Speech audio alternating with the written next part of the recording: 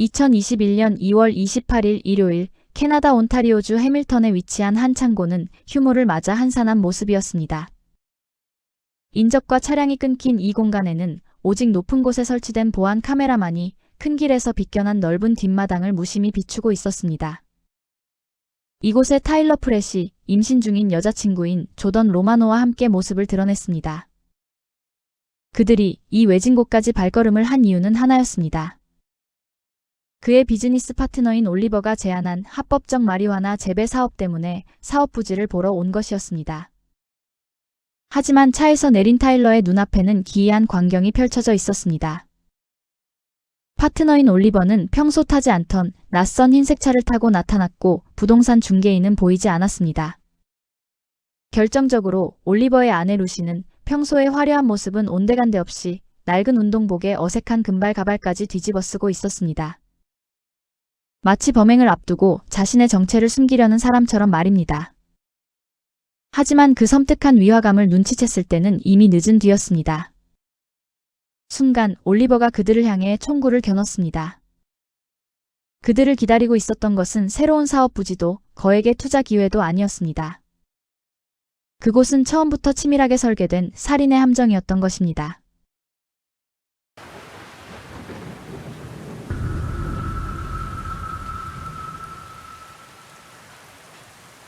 루시리는 1995년 중국에서 세 쌍둥이 중 첫째로 태어났습니다. 그녀의 가족은 루시가 7살이 되던 해 캐나다 토론토로 이주했습니다. 아버지는 중국인 이민자 대상의 운전학원을 운영하며 자리를 잡았고 어머니 위니 또한 자산관리 회사를 성공적으로 이끌었습니다. 특히 어머니의 사업은 고객들이 세금 부담 없이 해외 자금을 송금할 수 있도록 돕는 생명보험 증권 판매로 큰 성공을 거두었습니다. 이를 통해 위니는 정재계 엘리트들과 막강한 인맥을 쌓은 영향력 있는 자산가가 되었습니다. 이러한 배경 덕분에 루시와 동생들은 남부러울 것 없는 부유한 환경 속에서 자라났습니다.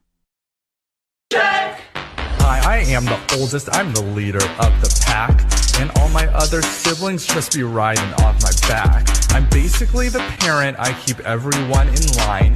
I've never had a hand-me-down, my shoes they always shine.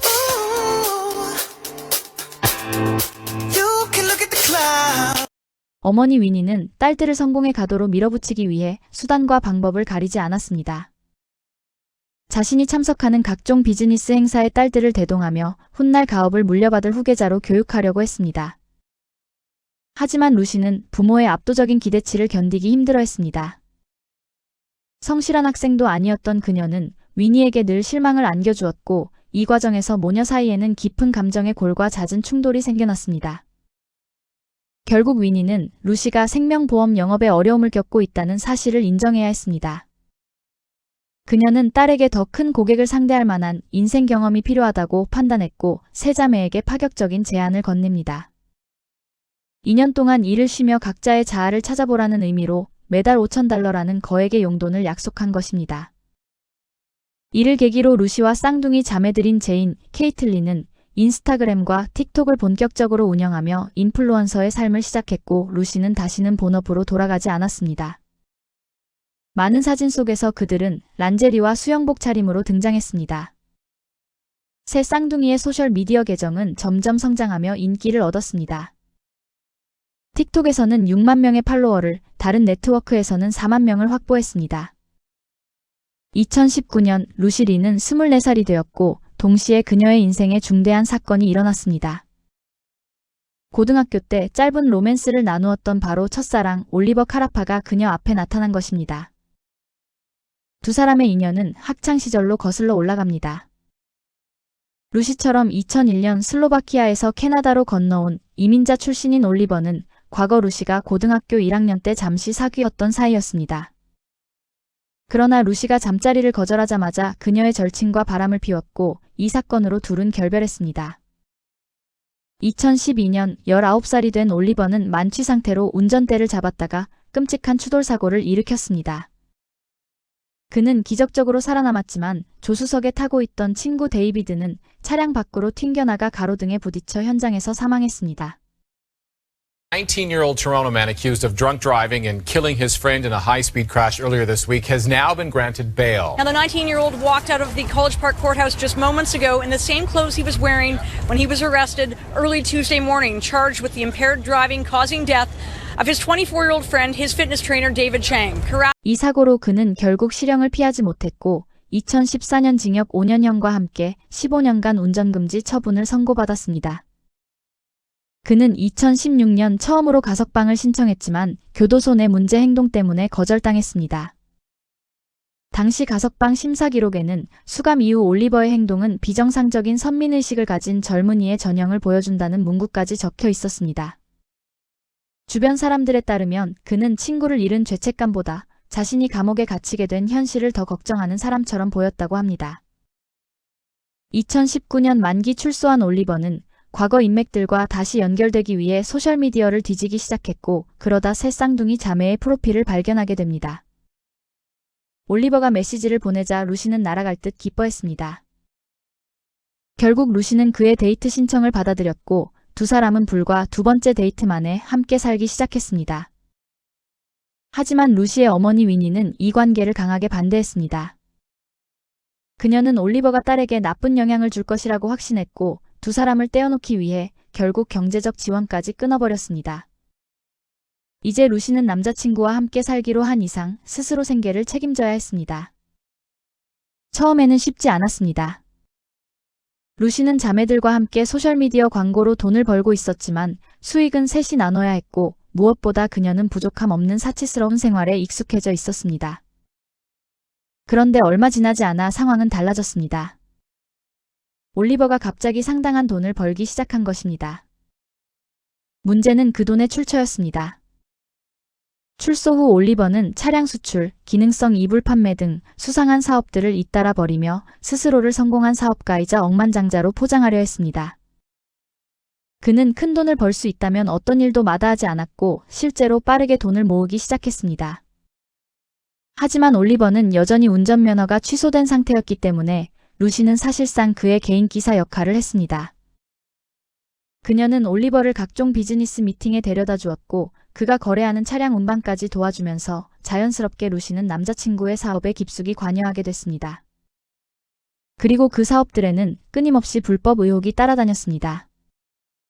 올리버가 거래하던 수입 차량 상당수는 도난 차량으로 의심됐고 그는 차량을 부품 단위로 분해해 판매하거나 밀수하며 큰 돈을 벌고 있다는 소문이 돌았습니다. 하지만 적발되지 않는 한 그들의 화려한 생활은 계속 이어졌습니다. 그러던 2020년 봄 팬데믹이 시작됐습니다. 봉쇄 속에 함께 지내던 두 사람은 어느 날 올리버의 가족이 있는 슬로바키아를 방문한 뒤 유럽 여행을 떠나기로 계획했습니다. 하지만 공항에서 예상치 못한 문제가 발생했습니다. 팬데믹 기간에는 외국인의 입국을 허용하지 않았기 때문에 이중 국적자인 올리버는 입국이 가능했지만 시민권이 없는 루시는 비행기에 탑승할 수 없었던 것입니다. 공항 직원은 루시가 올리버의 아내라면 함께 입국할 수 있다고 설명했습니다. 대부분의 사람이라면 여행을 포기했겠지만 두 사람은 전혀 다른 선택을 했습니다. 그들은 공항에서 즉석으로 온라인 결혼을 진행해 버린 것입니다. 충분한 상의도 미래에 대한 고민도 없이 단지 함께 비행기에 오르기 위해 결혼을 택한 것이었습니다. 이후 두 사람은 몇 달 동안 유럽 곳곳을 여행했고 여름이 끝날 무렵 다시 캐나다로 돌아왔습니다. 팬데믹 기간 동안 유럽을 여행하던 올리버는 병원과 의료센터들이 마스크와 장갑 같은 개인 보호 장비를 절실히 필요로 한다는 사실을 직접 목격했습니다. 그는 캐나다에서 보호 장비를 대량으로 확보해 유럽으로 수출한 뒤 높은 마진을 붙여 판매하면 막대한 수익을 올릴 수 있을 거라 확신했습니다. 하지만 그 계획을 현실로 만들기 위해서는 무엇보다 거액의 초기 자본이 필요했습니다. 그때 지인의 소개를 통해 마약을 취급하는 거물급 딜러인 타일러 프렛을 만나게 됩니다. 그는 마약 거래로 수백만 달러를 벌어들인 인물이었고 하루에만 100만 달러를 벌어들였다는 말까지 돌 정도였습니다. 밴쿠버 출신의 타일러는 최근 임신 중이던 스트리퍼 출신 여자친구 조던 로마노와 함께 토론토로 이주한 상태였습니다. 결혼을 약속한 두 사람은 명품 옷과 고급 차량, 호화로운 여행을 즐기며 화려한 삶을 살아가고 있었습니다. 하지만 2020년 무렵 타일러는 인생이 완전히 뒤바뀔 수도 있었던 위기를 겪게 됩니다.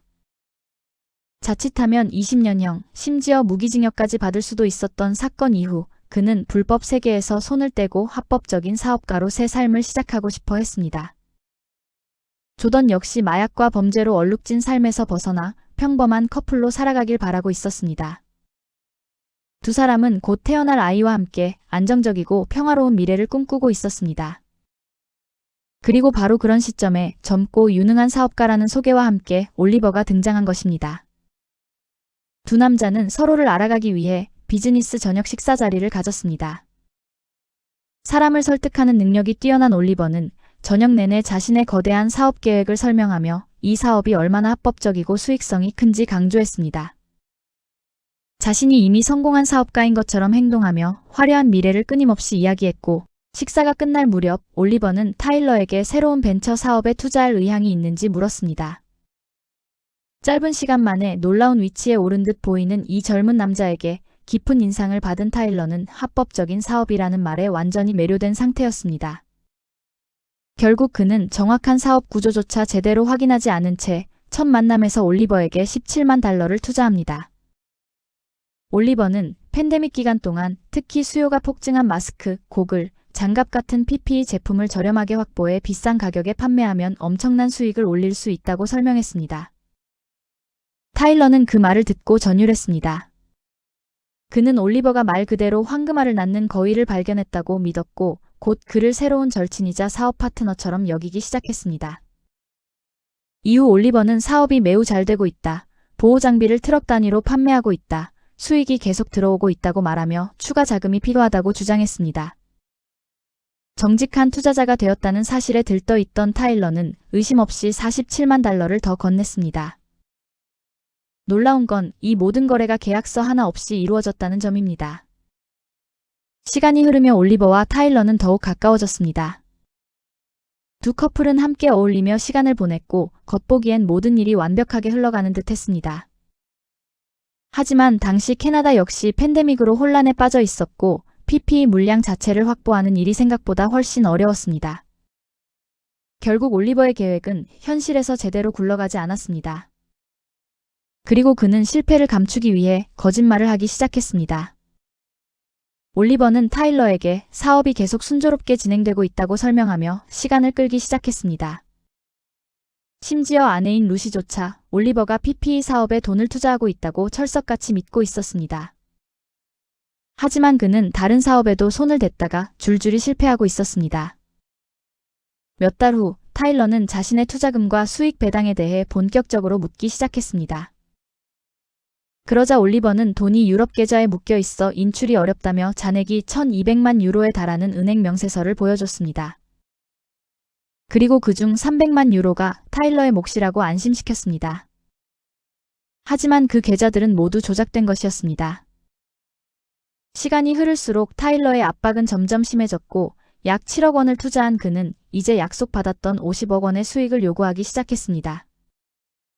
그리고 결국 2021년 3월 1일을 최종 기한으로 통보합니다. 물론 타일러가 아무리 나이스한 사람으로 묘사된다 해도 그는 결국 마약상이었습니다. 올리버는 타일러가 자신을 죽일 수 있다는 극심한 공포와 압박 속에 패닉 상태에 빠졌습니다. 결국 그는 절망적인 심정으로 루시에게 모든 사실을 털어놓습니다.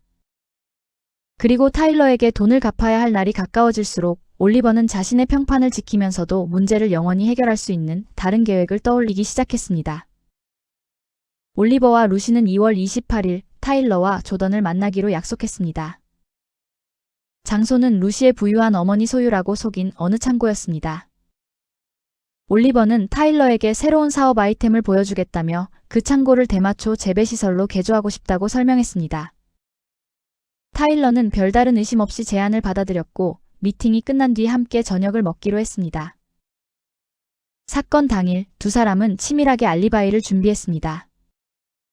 현장에 자신들의 흔적을 남기지 않기 위해 휴대전화를 집에 두고 나왔고 올리버는 CCTV가 없는 계단을 통해 아파트를 빠져나갔고 루시는 금발 가발을 쓴 채 엘리베이터를 이용했습니다. 나중에 이 가발은 그녀가 틱톡을 찍기 위해 구매해서 실제로 영상을 찍을 때 사용했었던 것으로 밝혀집니다.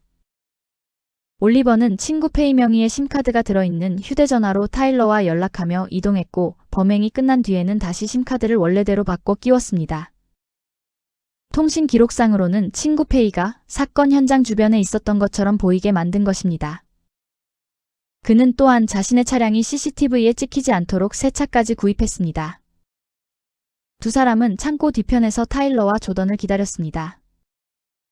올리버는 재배시설을 보여주는 척하며 곧 부동산 중개인이 올 거라고 말을 하며 횡설수설하기 시작했습니다. 그 순간 조던은 이상한 분위기를 감지했습니다. 평소 화려하게 꾸미던 루시가 그날따라 남루한 차림이었고 유난히 말도 없었기 때문입니다. 잠시 뒤 현장에 이상한 기류를 감지하며 뭔가 잘못됐다는 것을 눈치챈 타일러가 조던을 향해 도망가라고 절규하듯 소리쳤습니다. 조던이 급히 차량을 후진하려던 찰나 올리버가 숨겨두었던 권총을 꺼내 들었습니다. 그는 차 안에 앉아있던 조던을 향해 먼저 방아쇠를 당겼고 이어 총구를 돌려 앞에 서 있던 타일러에게 6발의 총탄을 퍼부어 그를 무참히 살해했습니다. 범행 직후 올리버는 피를 흘리는 조던을 차 밖으로 거칠게 끌어내 차가운 아스팔트 바닥에 내팽개쳤습니다. 그러고는 루시와 함께 조던의 차에 올라타고 새로 산 자신의 차는 버려둔 채 현장을 급하게 빠져나갔습니다. 하지만 범행이 확실히 마무리되었는지 안심하지 못했던 두 사람은 현장 주변을 몇 차례나 다시 돌며 상황을 살폈습니다. 그리고 마지막으로 현장에 도착했을 때 그들은 소름 끼치는 사실을 발견했습니다. 바닥에 버려두었던 조던이 사라진 것이었습니다. 치명상을 입고 살아남았던 조던은 죽음의 공포 속에서 피를 흘리며 가까스로 몸을 끌어 안전한 곳으로 이동해 도움을 요청했고 이미 경찰이 현장으로 출동하고 있었습니다. 상황이 완전히 틀어졌다는 사실을 깨달은 올리버와 루시는 곧바로 캐나다를 떠날 계획을 세웠습니다. CCTV에는 범행 약 9시간 뒤인 3월 1일 새벽 3시경 두 사람이 콘도를 빠져나가는 모습이 담겨 있었습니다. 그들은 머스코카까지 차를 몰고 간 뒤 루시의 차량을 한 잡화점 앞에 버렸습니다. 주유소가 열릴 때까지 몇 시간 동안 밖에서 기다리다가 화장실을 이용하고 음료와 간식을 구입했습니다. 이후 주유소 직원들은 근처에서 쓰레기 봉투 하나를 발견했고 그 안에는 금발 가발과 9mm 탄환 수십 발 그리고 피 묻은 옷이 들어 있었습니다.